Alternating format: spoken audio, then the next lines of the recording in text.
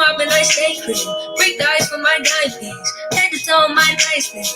Hold the door for her nicely. She likes me and my Nikes. I see, gotta lose. Let me tell you, we got the juice. I'm a Greek, so she calls me Zeus. She likes green, we in the produce. I light it up in the single fire. Run it up like I'm running miles. And I feel wild.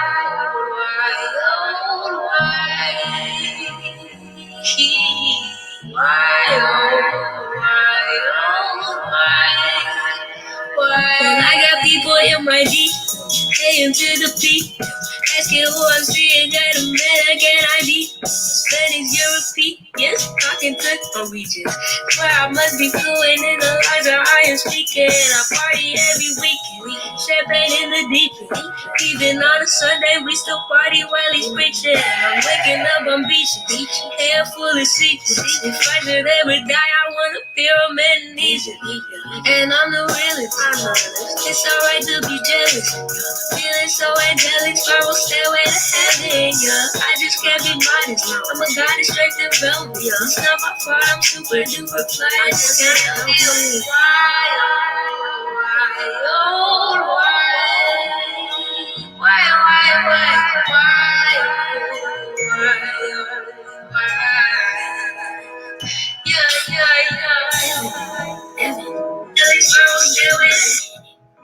You're so overconfident, and I'm intimidated.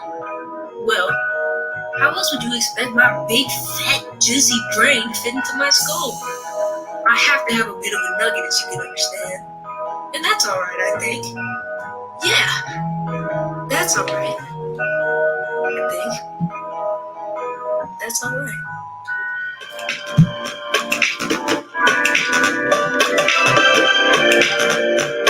Yeah. Hey. Mic check.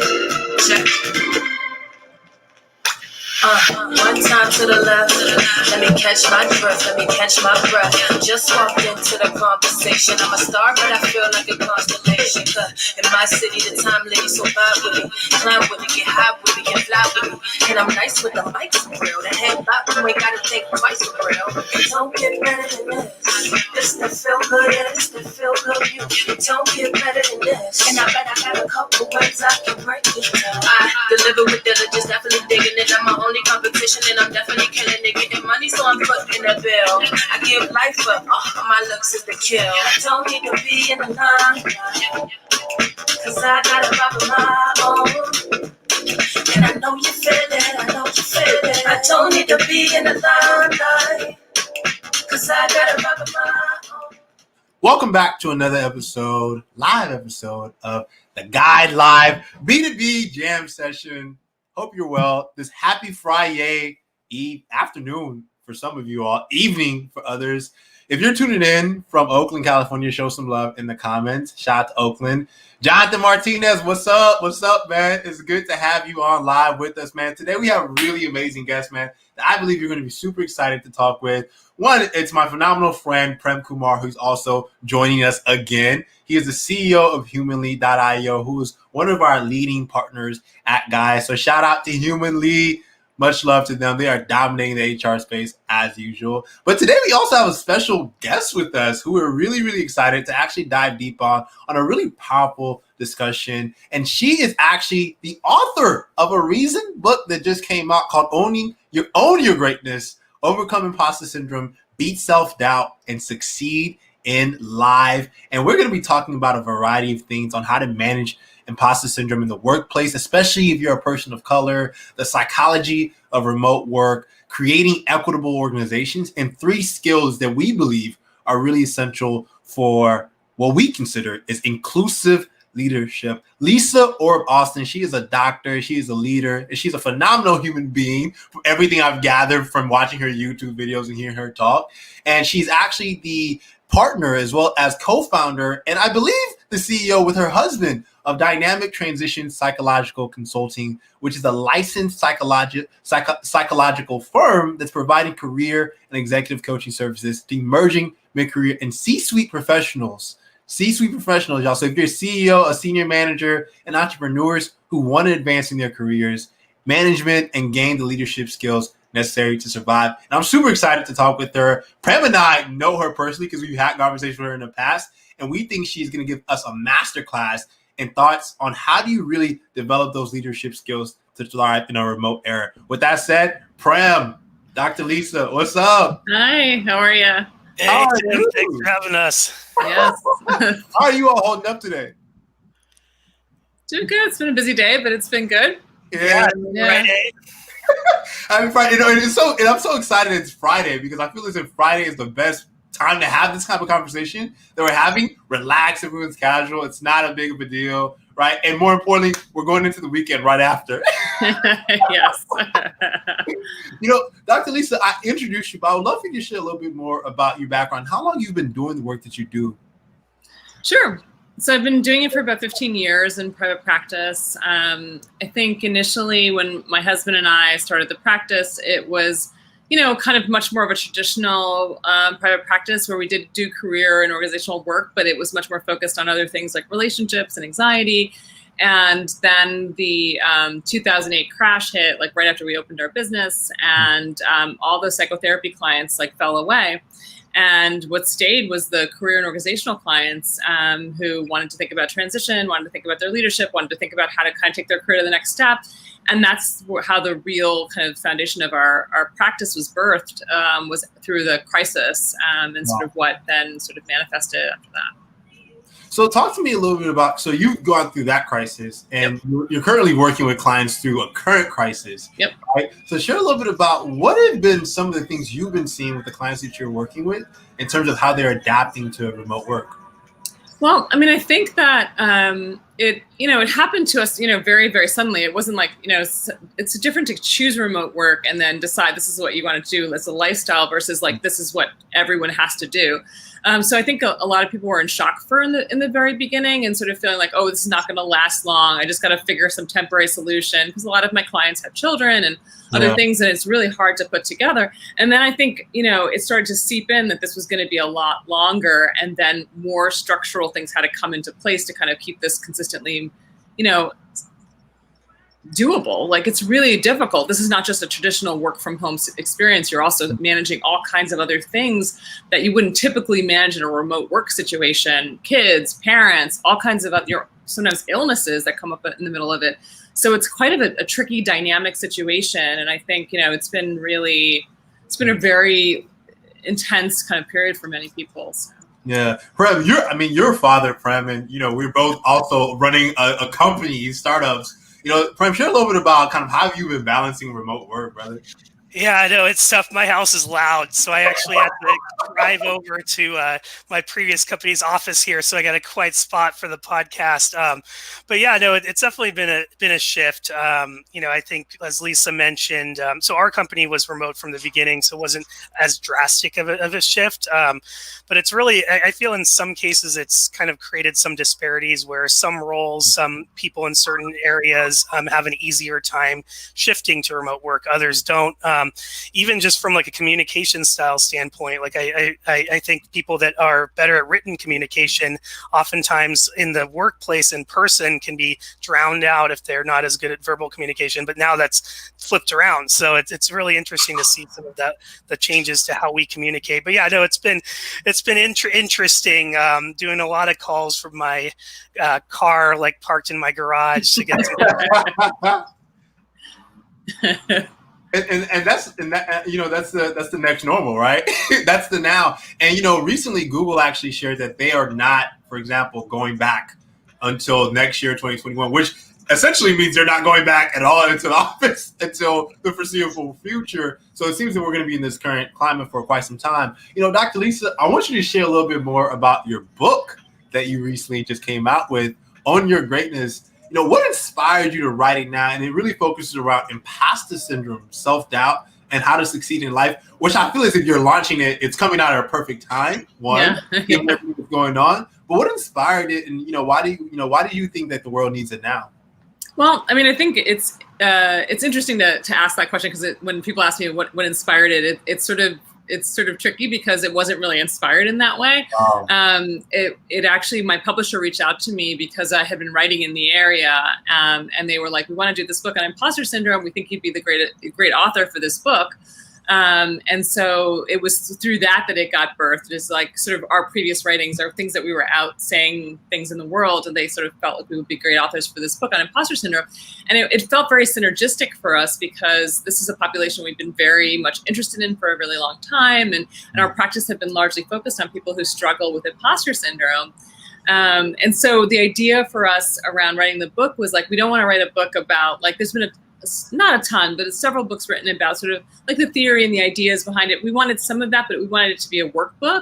We wanted it to be something where you could actually build skills, get tools, really think about this concretely, come in at point A and leave at point, maybe like D or E, so the idea was to kind of take you through a bunch of steps and to kind of really help you to do the things that both are said in the research literature around what moves the needle, and then also what has been really successful in our practice in helping people to move the needle on imposter syndrome.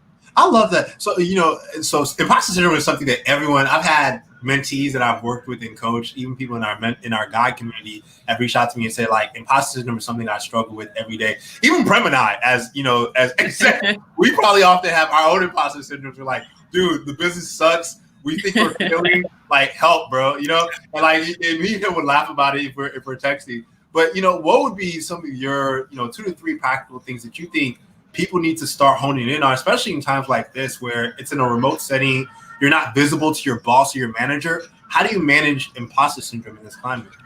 Yeah, and I mean, I think a lot of us have it. I think the data says around 70% of people have experienced imposter syndrome, and I just saw a new study said at 82% of people experience it. So even saying it's even higher than that, and maybe the increase is sort of like what's happening in modern society. But I think, like, and if you see my TED Talk, I've also had it, and pretty badly. And so it is, I think, increasingly problematic in this COVID time. I was in an article on today.com about this, around sort of like how is COVID impacting imposter syndrome. And I think a lot of what's going on is, between like sort of the impact economically potentially of COVID and people sort of being very concerned about the stability of their workplaces, that this is a time of heightened expectation and heightened feelings of need of security. So it then elevates this idea of, oh my God, what if they find out I really can't do this? Or what if I can't do this? What can happen potentially to destabilize my life, my family? So it gets really heightened in these moments.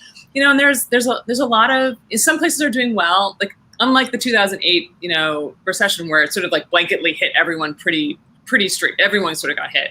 This one feels very uneven, and it's hitting some industries harder. Some industries are doing really well. Some of them are kind of trying to figure out what's happening. It's very uneven. So I think that unevenness is also kind of hard because people are not sure, whether they have a job 6 months from a year from now, 2 years. There's a lot of uncertainty, and I think that makes the imposter syndrome elevated.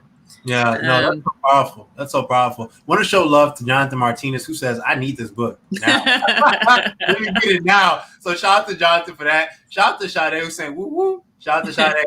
Thank you so much, Sade. Appreciate you, Mrs. Jones. Prem, I want to ask you, brother, because, you are leading a company. How do you approach kind of managing imposter syndrome within your teams and making sure that everyone feels a sense of meaning in the work that they do? Yeah, I mean, and I don't think we've solved for it, but there's a lot of things we're doing that I think help. I've definitely struggled with it myself, and as Lisa mentioned too, I mean, it is kind of an uneven time. So we have empathy is really important. So if things are working really well for us because we're in a space that could benefit in some ways from remote work, at the same time when we're selling, when we're talking to customers, when we're talking to employees, I think being empathetic, because it hits everyone different. I feel generally, not necessarily creating open space for people to discuss, not just trying to hit them with solutions, but more so with platforms, and then having a culture that where it's okay to fail, where you get better because of learning from failure. So I think that's really important. I know when I felt like an imposter, and when I've had imposter syndrome, if I felt that I was part of a safe, inclusive environment where I was allowed to fail, it took the edge off. So yeah, that's kind of what we try and do. What do you recommend? Because you work with a lot of HR leaders as well. What do you recommend they do as they bring in talent, using a platform such as Humanly? How do they ensure, like, from the first day of onboarding to the first 90, to the first 90 days that they're in the organization, that they are empowering their people to succeed? Prem, what are your thoughts? And then I'll ask Lisa. Yeah, I mean, I think, and I know Lisa, both of you actually are more qualified than me to talk about a lot of this, but I do think, that not just the having a funnel of candidates and new employees that are diverse, but inclusivity is huge. So once you land in the job, are you provided the resources, the network, the platform to really thrive? So I think and that starts with, onboarding a lot of employees. There's a study saying employees decide in their first 6 months if they're going to stay long-term, whether or not so they might check out from a cognitive standpoint. So even if they're still sitting in their seat, cognitive attrition is something that could cause them to be less productive. So I think just getting the first 6 months right, providing platforms. And then I think also, as I go back to not just throwing solutions out, but platforms, I oftentimes find leaders will, perhaps create like an ERG for a certain group, but they aren't actually from that group. I know we've talked a little bit about that. So I think allowing employees themselves to organically create these platforms is also very important. Yep. Lisa, I would love to get your thoughts on this, because you wrote a book on this for managers and leaders, and also for people to really be able to kind of take a control of it for themselves. What do you think? In terms of the imposter syndrome, in terms of like making the first 90 days, like yeah, in terms of making the first 90 days successful, for if you're an HR leader or you're a manager that has to manage someone that's struggling with this within their first 90 days of a new role, especially in a remote work setting. Well, I love what Prem is saying, because I fully believe in that, because I really do think it's really important around sort of the onboarding process and making sure there's a lot of transparency and people are included and they get to know people within the organization. And there's really like space and time to really do all of those meet and greets and develop relationships and kind of really understand how the organization works, not just their particular department or line of business, but how they work intricately and, interdisciplinary with each other. Like, I really enjoy people having a holistic understanding of the workplace that they belong to and not their specific just line of business. I think it helps also people to really understand their place in the organization. So I do think that's really important. I really do feel like, like Prem was saying, like cultures where there's openness and there's ability to understand people grow through failure. I'm a big believer in like really allowing for failure, because you allow people to take risks and really grow truly rather than grow in these perfectionistic ways, which, for people with imposter syndrome, perfectionism is such an issue. And so when you teach them kind of to make no mistakes and be perfect all the time, they don't know how to get beyond it. And I think, really having really great supervision, really great management, really thoughtful, like prepared management can be really helpful in helping people grow and think about what their visions are and helping them to kind of have their own kind of experience in the organization, So, I really love what Prem is saying. Like, Prem is saying all the things that make me so happy to hear, frankly. Like, I don't hear them always that often, but so because I've watched Lisa's podcasts and stuff in the past.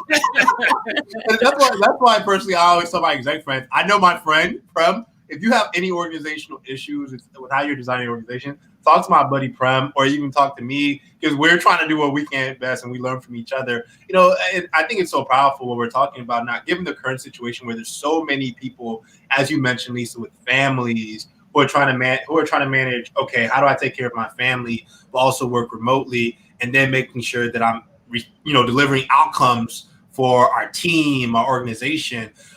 For you, when you guys think about the future of work and how organizations will have to continue at this pace, right, of adapting and changing and ensuring that their cultures sustain, what can organizational leaders do to equal the playing field? So one, everyone feels fulfilled when they come to work, but also more importantly, no one has to feel as if, I'm struggling to be visible, right? Like I have to force it, right? Or I don't feel seen. Lisa, what do you think about this? Gosh, I think a lot about it, but I'll try to stay on like one track of it, which is that what I think is, what I get excited about when I think about the future of work, and I think about sort of the possibilities of, kind of remote work and all this other stuff, is I'm very hopeful about organizations who are both elevating people not only through management roles but also through IC roles, where you don't have to grow in these traditional ways. Like there are multiple ways in an organization to grow and to contribute, and I think it really allows people to contribute in the ways that they uniquely can. Some people are great managers and they contribute in that way. Some people are great at their technical skill and can contribute in that way. Like really being able to see success and growth in varied lenses that have a lot of breadth, rather than these very narrow verticals around sort of what is true success in my organization. There's a variety of ways to be successful in an organization. You allow for much more diversity of the type of talent you bring in, the kind of people you bring in. You allow for yourself to have more opportunity. So like I think sort of like that's the stuff that makes me really excited about multiple ways to elevate yourself in an organization that don't have to go that traditional management route. Some people are not. That's not the way they become visible. It's not the way they are excellent. But they often feel like they must in order to elevate. And they're like, that's the stuff that I find really exciting, is like just new and innovative ways to think about like work, to think about elevation and advancement, to think about management. Like that's the stuff that makes me really excited. And even lifelong learning, one of the things I often tell our team at Guide is that if we're not learning, we're not growing. Yeah. And that's like the biggest indicator to know if your organization is successful. Are the people, whether it be at the third layer, the bottom layer, or even at the top layer, are they learning? Are they growing strategically, in terms of execution, all of that? Yes. Bro, do you have any thoughts on this, my brother? Yeah, one of the things that kind of reminded me of when I was hearing Dr. Lisa speak about it is, so at Microsoft, when I was there, we kind of at the beginning, it's the strongest engineer, the highest performing engineer became the manager of the engineers, and it was kind of the to get to those pay levels and get to the kind of from a compensation standpoint, you kind of had to be a manager, so it was looked at as the path to take. So that changed, and it was really interesting to see where they then began to realize that it's a different skill set. It's not good or bad, but it's a different type of skill set. It takes a kind of different type of person. So then they changed it so that the kind of highest level engineer was compensated at the same as a manager career path. So I think not just from an inclusivity standpoint, but also from a comp standpoint, take out all those things that force people down those narrow paths. And then the other thing I was thinking about too is, if you look at people more, their contribution more holistically, like Lisa was mentioning, then it also, from a hiring and turnover standpoint, helps you grow your culture. Because if you lose someone, now you're not just losing the title, so like a customer success manager 3, but you might actually be losing your best communicator, maybe the person who's most transparent. So if you know what you have, then you know what you're losing, and then you know what you need to go out and get as you hire your next set of talent and kind of build that roadmap. Yeah, that's powerful. That's powerful. I love that, Prem. That's powerful. You both need to write a book together. I can see it. I would really get my imposter syndrome to set up. Dr. Lisa, I would love to get your thoughts, after what Prem just shared, in terms of you have to think about it from a compensation structure as well. Yes. What do you think now and moving forward leaders need to be mindful of in terms of 3 skills for inclusive leadership, right? Especially when you're working in a time where you can't see your people. Yeah. That feels like I can go down a million pathways again with that question. But I think some of the things that I think that make you like the best inclusive leader are like flexibility, really being able to kind of be adaptable and flexible in a variety of different situations and environments with different types of direct reports. I think also the ability to receive and really take in feedback, all kinds of feedback, even when you're really wrong and you've really made a big mistake, like to really be able to hear that, kind of accept it, be publicly kind of owning that. I think that's really helpful. And I think, doing your own work. So just expecting that, you're not going to be an inclusive leader just by showing up and wanting to be an inclusive leader. You're going to have to do your own like knowledge building work, like proactive, like analysis work around who you are and where you are at, that you have to commit to that lifelong work that, some people always ask me about, like, when do you become an anti-racist organization? You never become an anti-racist organization. It's something you're working on for your entire like life of your organization, and you have to commit to that like drive that you will do this forever, that work forever. And it shouldn't scare you. It should just be a part of growth and development, I love that. Prem? And yeah, before you have you add Prem, shout out to Mr. Tim Olaria, who's saying that's rich. He's loving what y'all are saying, as well as Mr. Martinez, who's saying this is an amazing conversation. I want to show love to Raj, who has a question and a powerful statement on the show. He says, "Hey, Tim, I have a couple of questions which I am finding answers for. I hope our speakers can help with those and give a new perspective.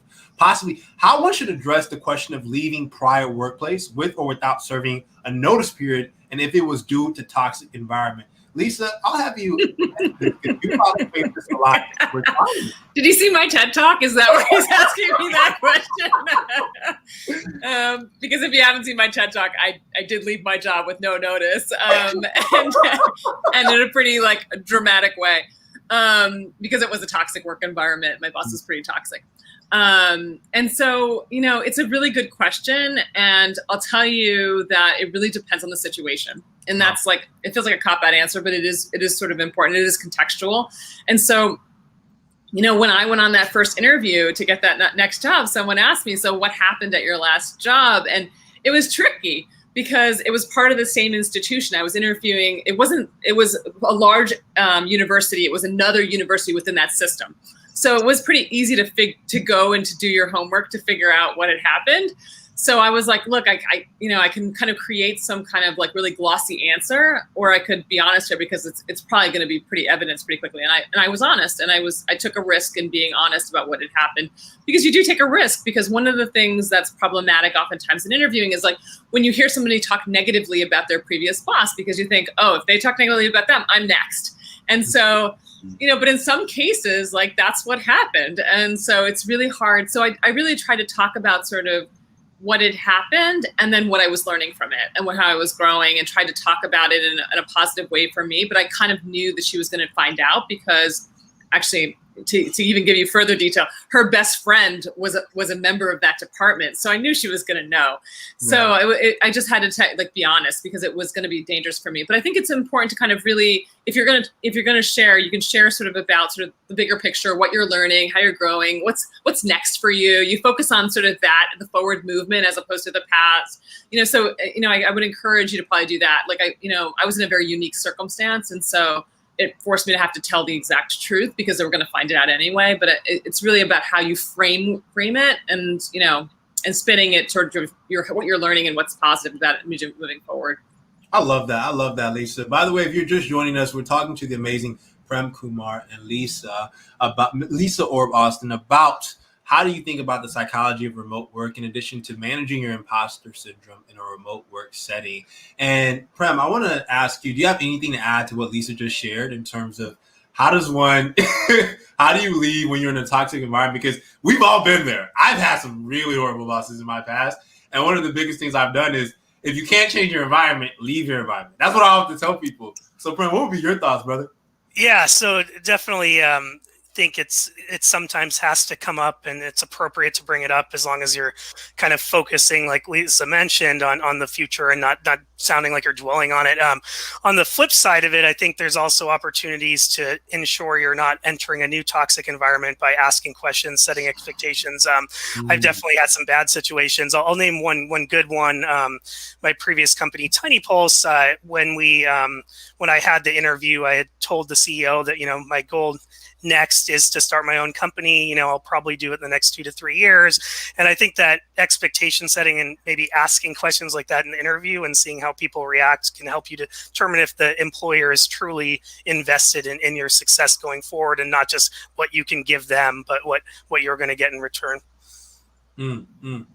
It's funny. One of the things I often recommend people to do is that when you go into your next job, don't talk about your last job. And often people always make this mistake. They're like, oh, in my last role, I did all of this. But no one goes into another role to do exactly the same thing they did in their last role. They do it to grow, as Lisa mentioned. But it's a little tricky, because if you're in a behavioral interview, you have to do that, right? So tell me a time when you kind of have to do it. But I think sort of reminiscing is probably, it's kind of on a date and you're talking about your ex, the reminiscing isn't all that useful, And that's why I'm often why do we start interviews like that? Why do most organizations think that's an okay way to start interviews? But that's because everyone copies everyone's template for how to do things. Listen, do you recommend there's anything HR leaders or managers should do to try to set intention in the right way when it comes to interviewing people who may struggle with imposter syndrome, and they want to be able to share about, oh, this is what I want to do in my new role. This is what I want to learn.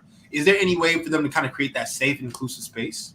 I mean, I think it's a great question. I think, you really have to be, like Prem was saying, you really have to be open to this growth mindset perspective and really be open to hearing about people's failures, and open to hearing what they're learning from them, and I think really kind of engaging in an interview where you see the full breadth of the person and, clearly professionally, the full breadth of that person professionally.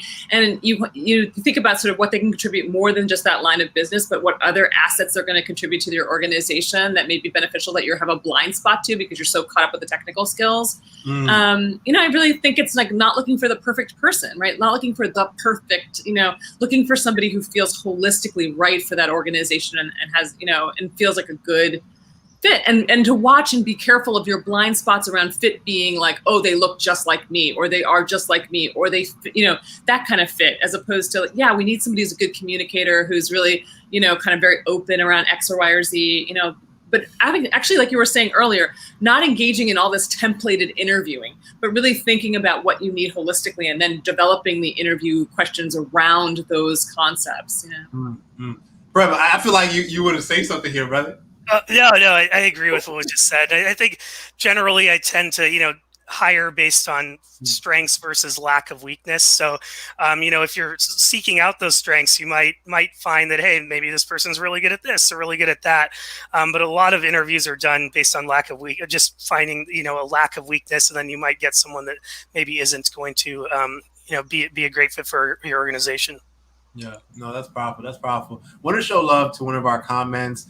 Awesome. Elvin is like, awesome, talking about your ex. Awesome. I think that was a tongue-in-cheek comment. That's always awkward talking about your ex, right? In front of who would probably be your new boo in terms of the company, right? So shout out to Raj, who's saying, thank you very much for your advice, y'all. Appreciate it. So much love to Lisa and Prem. I think you just saved somebody in their role today. Tim is saying flexibility, ability to take feedback, doing your own work, a sustained process is all really crucial, alluding to what you all were sharing earlier. And Daniela is giving you all hand claps. She's feeling this, and she is tuned and dialed in. Lisa, Prem, thank you so much for being on the show today. I would love, Lisa, what is your more powerful takeaway with anyone out there right now within our guide community that is struggling or tuning into this is struggling with imposter syndrome? What do you kind of encourage them to do to really start taking control of their careers?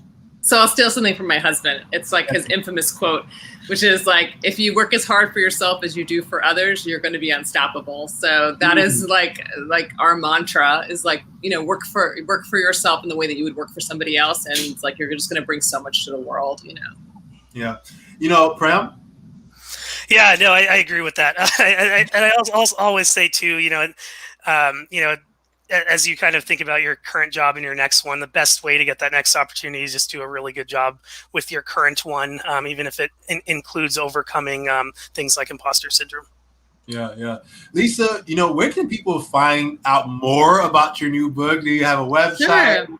Amazon? Yeah, books on, all the major booksellers. That comes in all formats. And, I'm pretty active on LinkedIn. I'm pretty active on Instagram at Dr. Orbe-Austin. So those are the places where I'm probably most easily found.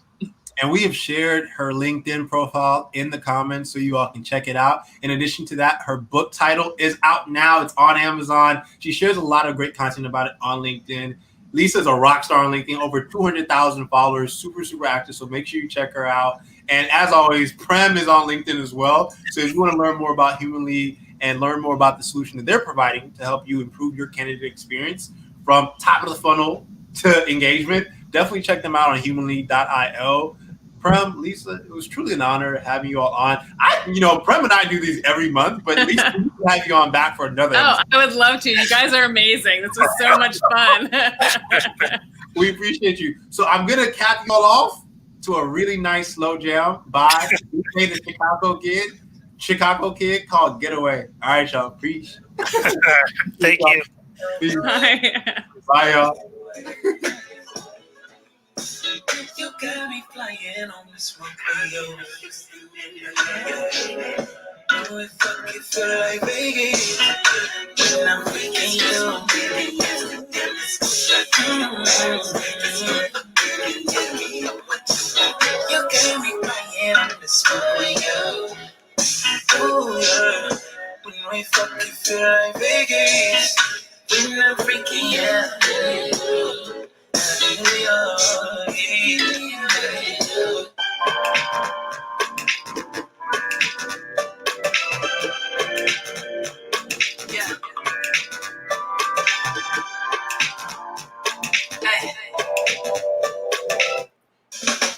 This is a DeVito jam called Fall.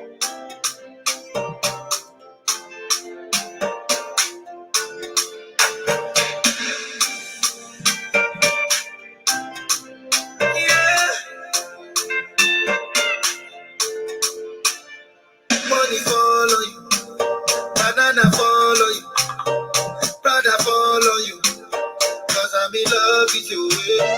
Money follow you, banana follow you, paparazzi follow you, cause I'm in love with you. Yeah, how you done talking?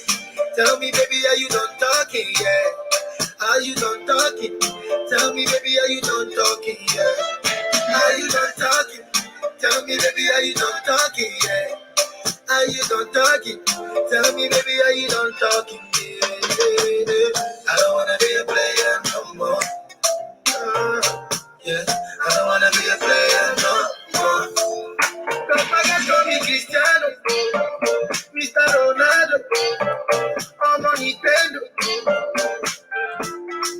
Cause my guys call me Cristiano, Mr. Ronaldo, I'm on Nintendo. Money follow you, banana follow you, brother follow you, cause I'm in love with you. Money follow you, banana follow you, paparazzi follow you, cause I'm in love with you. If I offend you, because sorry your baby take out, sorry your baby take out. I'm in love with you, I'm in love with you, baby. Nothing of it to change, nothing of it to change. If I talk, I go say I dey talk. Hey, tell me why they use Panadol for our headache. Yeah, how I go chop if my baby no chop. They want us for our market. Yeah, I don't wanna be a player no more. Yeah, I don't wanna be a player no more. Cause my guys call me Cristiano, Mr. Ronaldo, I'm on Nintendo.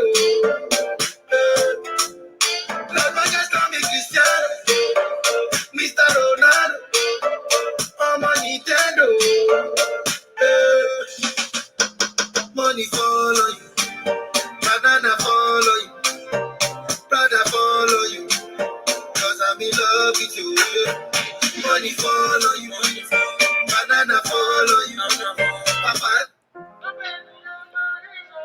What y'all know about this? Yay by Burna Boy.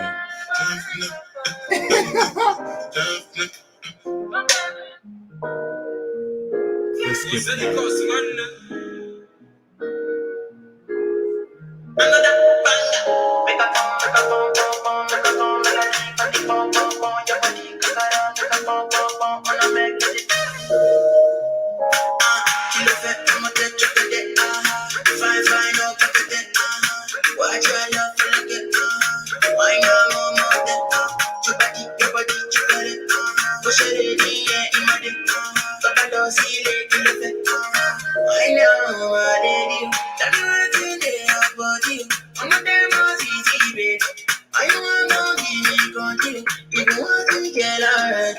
I'ma make up my eye. I'ma need that and I'll go my eye. I'ma need that and maybe, I don't believe that he's on. Maybe don't go body better. Maybe, I wanna be free, I'm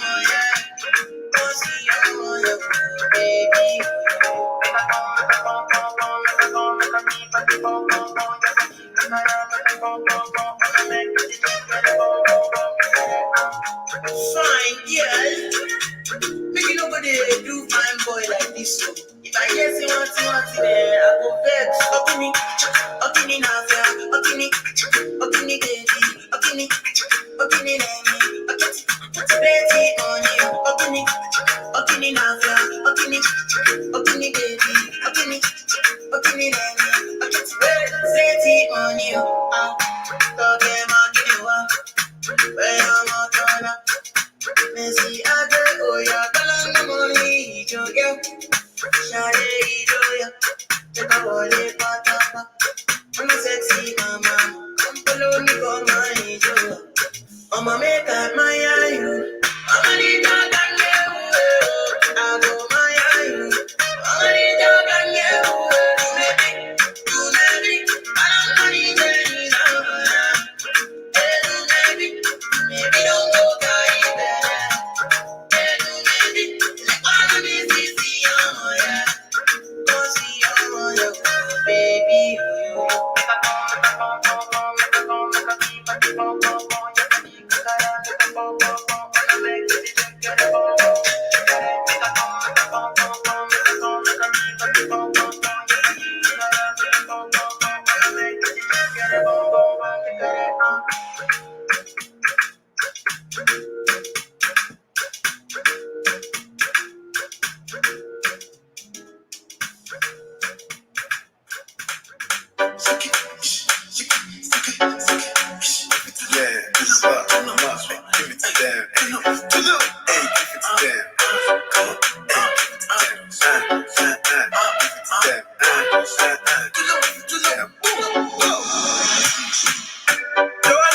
Busy body, busy tonight.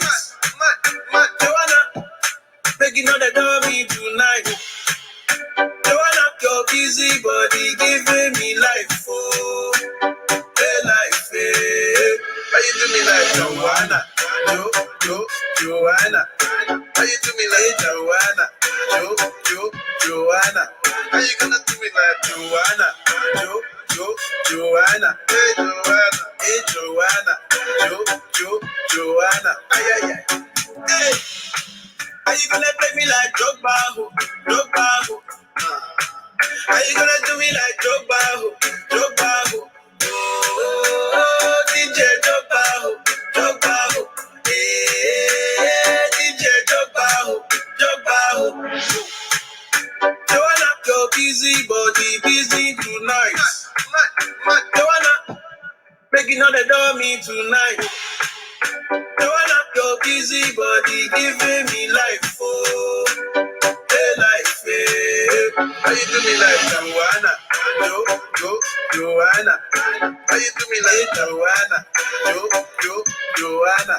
How you gonna do me like Joanna, Joanna? Hey Joanna, Joanna. Joanna, why you do me just like that? I go give you all my loving. Love me too, I love you back. Joanna, you be the man them sugar. Oh, hey, give me your goodie bag, I want your goodie bag, baby. Give me your goodie bag, I want your goodie bag, baby. Big package, hey. How do I manage? Hey, you gon' make me turn savage. Hey, body cause damage. Hey, Joanna, Joanna. How you do me like Joanna, Joanna? How you gonna do me like Joanna, Joanna? Hey Joanna, Joanna. Ay ay ay. Hey, how you gonna play me like Drogba? How you gonna do me like Drogba?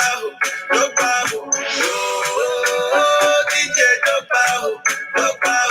Hey, DJ Drogba. Hey, give it to them. Hands up.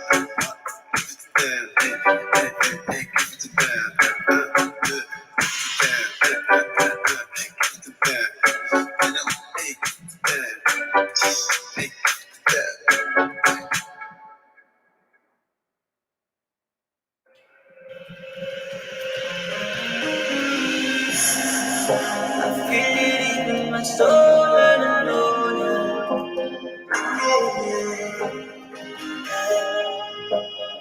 Oh, alone. Why you gonna do like that? Why you gonna keep that thing from me? Why you gonna do like that? Why you gonna act like you don't know? No, baby, don't do like that. Girl, come feed me, don't be stingy. Why you gonna do like that? No, baby, don't do like that. Oh, I want you to know. See, I like the way you do.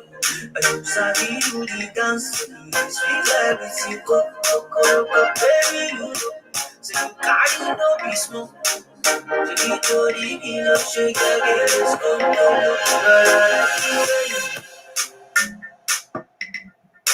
Like you, like the way you dance for me. I like the way you bounce for me. Yeah. I like the way you bend like say you want to greet your mom. You bend like say you want to pop your money. Just bend like say you want to kneel for daddy. Just bend like say you don't send anybody. Why you gonna do like that? Why you gonna keep that thing from me? Why you gonna do like that? Why you gonna act like you don't know? Baby, don't do like that. Baby, don't tell me you don't know that you're beautiful. No, baby, don't do like that. I know you feel it in the bone inside your body. I know you need someone to hold somebody like me. I know you want a piece of me, but you wanna say my name, so tell me why you don't want to spit it out.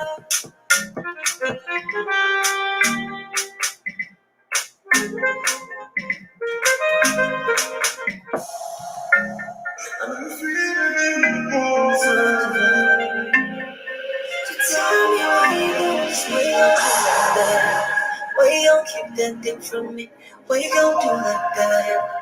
Why you gon' act like you don't know? No, baby, don't do like that. Baby, don't tell me you don't know that you're beautiful. Don't do like that. Baby, if I hold you so tight, 'cause your time will baby, yeah, your smile not every yeah. Let me know right now, if you're ready right now. 'Cause your time will baby, yeah, your smile not every yeah.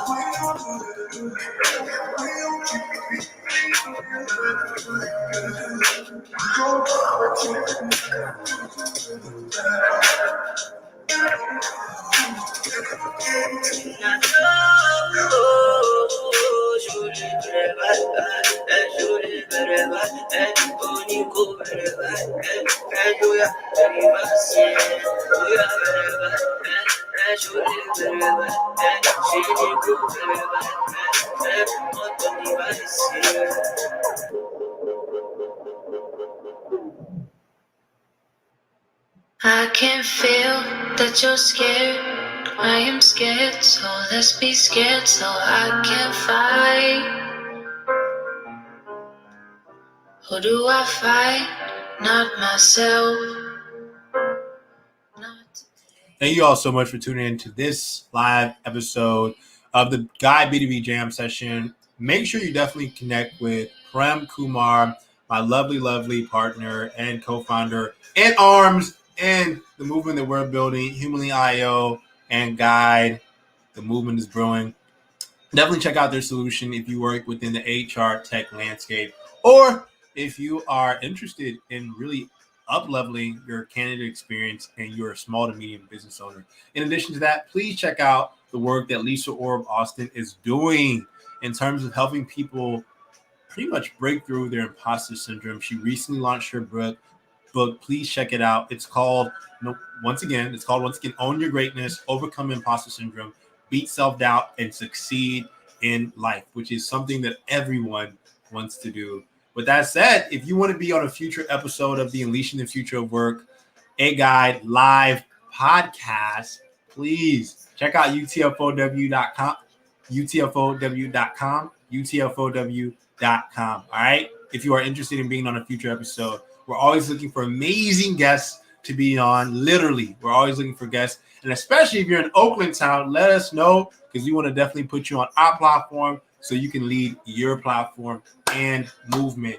In addition to that, guideapp.co, we are in beta. Literally just onboarded one of our amazing creators, literally just 2 hours ago. If you want to get access, early access to our beta, check out guideapp.co. And don't forget to tell a friend, and tell your teammates at work as well that guideapp.co is the movement. So definitely join us in our movement and check out guideapp.co. With that said, it was truly a pleasure playing some jams with you all. But as always, I will never leave you all cold.